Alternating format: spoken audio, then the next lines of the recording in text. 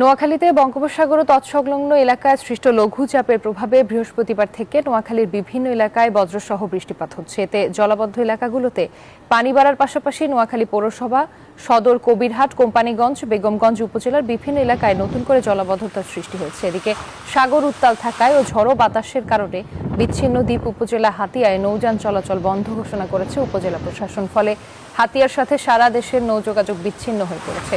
গত 24 ঘন্টায় 41 মিলিমিটার বৃষ্টিপাত রেকর্ড করা হয়েছে।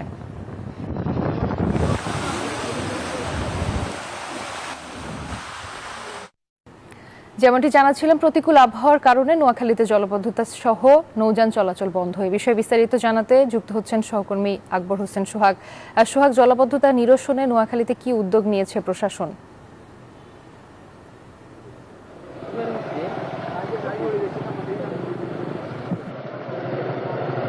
জি ধন্যবাদ। আপনি যেমনটা জানতে চেয়েছেন, আমি আছি এখন নোয়াখালীতে। আসলে নোয়াখালীতে গত 24 ঘন্টায় ভারী বৃষ্টি এবং কারণে নোয়াখালীতে জলাবদ্ধতা সৃষ্টি হয়েছে এবং সাগরের লঘুচাপের কারণে নোয়াখালীর সাথে হাতিয়ার নৌ যোগাযোগ বন্ধ রয়েছে। বৈরী আবহাওয়ার কারণে আসলে সাগরে নৌযান বন্ধ রয়েছে। আমি হাতিয়া উপজেলা প্রশাসনের সাথে কথা বলছি।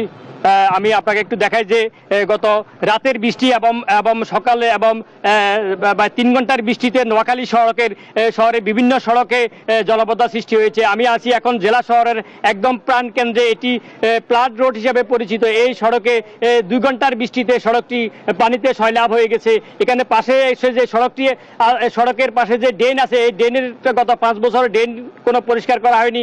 এখানে সামান্য বৃষ্টিতে এখানে হাঁটু পরিমাণ পানি সৃষ্টি হয়েছে। মানুষের দুর্ভোগ বাড়ছে এখন এখানে এবং যানবাহন বিভিন্ন রিক্সা উল্টে যাচ্ছে এবং মানুষ খুবই দুর্বিষহ জীবনযাপন করছে। তো আমি আপনাকে যদি বলি, এছাড়া আপনার হাতিয়ার সাথে নোয়াখালীর যোগাযোগ বিচ্ছিন্ন রয়েছে এবং সাগরের উত্তাপ থাকায় হাতিয়া উপজেলা প্রশাসন নৌযান বন্ধ রেখেছে।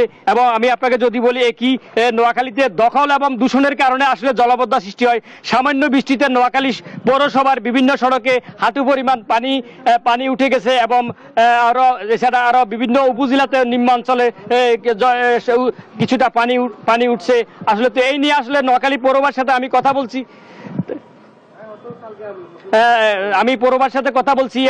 এখানে অনেক ব্যবসায়ীর সাথে কথা বলছি। তারা বলছে যে দখল এখন দূষণের কারণে আসলে মূলত এখানে জলাবদ্ধতা সৃষ্টি হচ্ছে এবং বিশেষ করে ড্রেনেজ ব্যবস্থা কোনো পরিষ্কার করা হচ্ছে না এবং জলাবদ্ধতা যে সৃষ্টি হয় আসলে খালগুলা পরিষ্কার করা হচ্ছে না।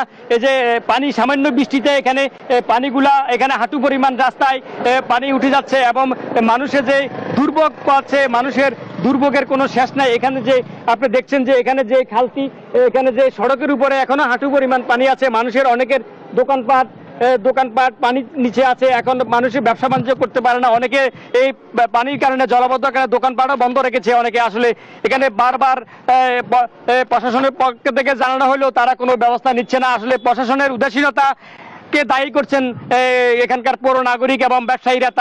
তারা জানিয়েছেন যে যদি প্রশাসন যদি আন্তরিকভাবে যদি এই ড্রেনেজ ব্যবস্থা পরিষ্কার করা হয় এবং অবৈধ খালগুলা যদি উদ্ধার করা হয় তাহলে এখানে এই জলাবদ্ধতা থাকবে না। এখানে যে জলাবদ্ধতা দেখা দিয়েছে, আগামী যদি আবার বৃষ্টি হয় তাহলে আরো বেশি জলাবদ্ধতা সৃষ্টি হবে। তো এই ছিল আমার কাছে নোয়াখালী থেকে সর্বশেষ। আমি ফিরছি স্টুডিওতে। সোহাগ, আপনাকে ধন্যবাদ। আর এই ছিল নিউজ 24 চট্টগ্রাম প্রতিদিনের সংবাদে। আরো সংবাদ বিশ্লেষণ জানতে ভিজিট করুন news24bd.tv। ধন্যবাদ।